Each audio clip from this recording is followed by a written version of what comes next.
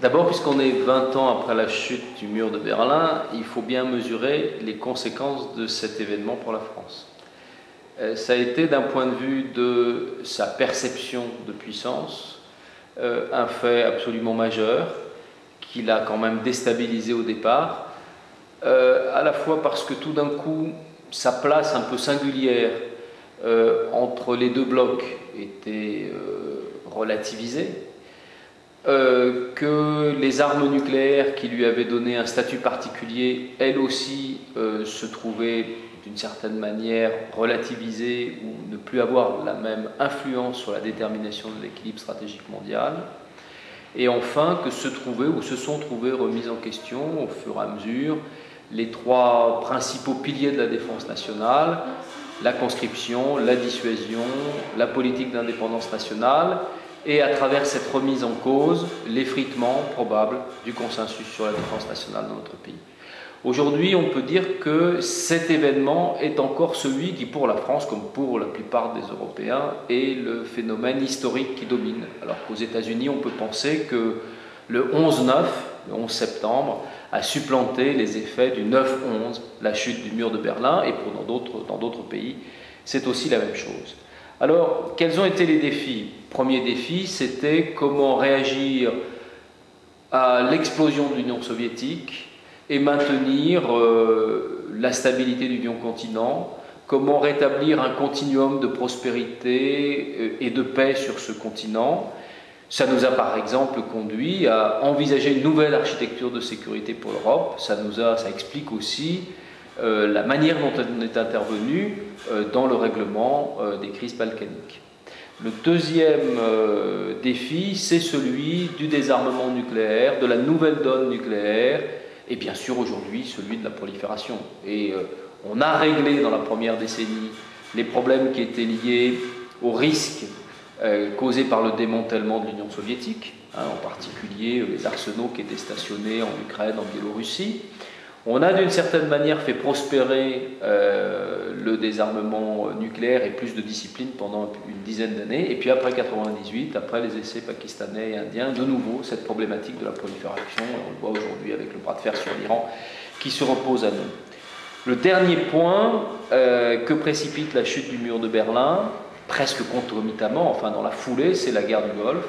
La guerre du Golfe qui est le premier conflit inaugural post-guerre froide et qui, d'une certaine manière, associe notre pays à la recherche de la définition d'un nouveau système international, qui l'amène à s'engager davantage en faveur du maintien de la paix, du droit, et donc qui conduit insidieusement, j'allais dire, notre politique militaire à changer d'amure et à s'engager dans des conflits conventionnels de plus en plus importants, la guerre du Golfe, et surtout de plus en plus nombreux. Et évidemment, cela a beaucoup pesé sur la redéfinition de la politique de défense française, qu'il s'agisse de la professionnalisation, qu'il s'agisse de la logique de projection extérieure notamment. C'est le grand cheval de bataille de la politique de défense française. Mitterrand enfourchait très tôt ce cheval. Aujourd'hui, on ne sait pas trop où, au fond, tout cela nous mène. D'abord parce que on avait rêvé d'une certaine manière d'une Europe politique, d'une Europe puissance. On avait envisagé que la politique de défense française serve à nourrir une politique de défense européenne. D'une certaine manière, on est parvenu à convaincre nos partenaires de la nécessité d'essayer de faire mieux ensemble. En tout cas, la logique de l'indépendance nationale a cédé la place à la logique de l'interdépendance. Pourquoi?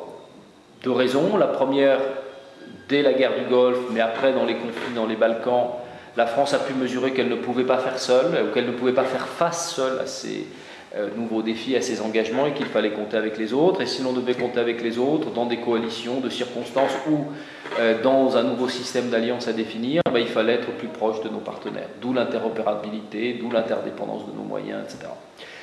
Et l'Europe était d'une certaine manière une réponse à la double prétention de la France de pouvoir faire seule et de vouloir faire avec les autres. Alors est-ce qu'on y est parvenu? D'abord, la première tentative a essayé de construire, de vraiment tout redéfinir de fond en comble, notamment en considérant que les Américains auraient une tendance naturelle à se retirer de l'Europe et avoir de nouveaux tropismes, et qu'il fallait que les Européens, qui avaient été pendant toute la guerre froide, d'une certaine manière l'objet de l'histoire, l'objet du différend entre les blocs, qu'ils redeviennent les sujets de cette histoire.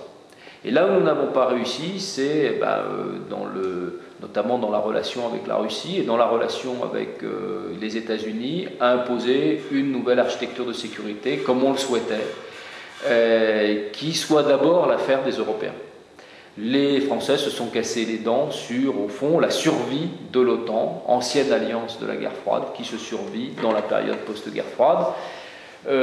Et donc à partir de là, le projet européen ne va plus pouvoir être développé contre l'OTAN, mais d'une certaine manière en harmonie, en concordance avec l'OTAN. La France va être à l'origine de deux progrès substantiels de la défense européenne.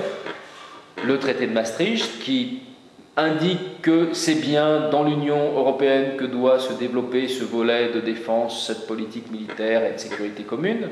Et puis, par la suite, après Saint-Malo, la mise en place d'éléments de force, des objectifs d'avoir une force européenne autonome, et surtout une redéfinition institutionnelle qui aboutit aujourd'hui, après Nice, au traité de Barcelone qui vient d'être ratifié, certes dans une façon minimale, mais qui quand même, du point de vue de la défense européenne, apporte quelques progrès, des institutions claires, une structure politico-militaire pour traiter de ces questions, et enfin des clauses de défense mutuelle ou de solidarité, un peu à la carte, selon le statut de ces différents membres. C'est un peu à son corps défendant que la France est rentrée dans l'OTAN. En 89-90, la France était à la recherche d'une organisation de sécurité qui pourrait se substituer à toutes les anciennes alliances. Le pacte de Varsovie, qui était en train de collapser, mais aussi l'Alliance Atlantique, qui paraissait être une alliance dont la survie pouvait être problématique. En réalité, ce n'est pas ce qui s'est passé. La présence des Américains, le souhait des autres Européens de reconfirmer la présence des Américains en Europe, leur attachement à cette alliance a fait que cette alliance non seulement est incontournable, mais qu'elle a vu ses missions profondément évoluer et qu'elle a vu son champ géographique s'élargir également. Et la dernière étape a été, après le 11 septembre, d'une part la clause de solidarité déclenchée en faveur des Américains, et surtout, donc ça c'était en théorie, mais surtout très concrètement, la prise en main de la FIAS par un commandement de l'OTAN. Donc voilà, les Français se sont un peu cassés les dents sur le sujet otanien.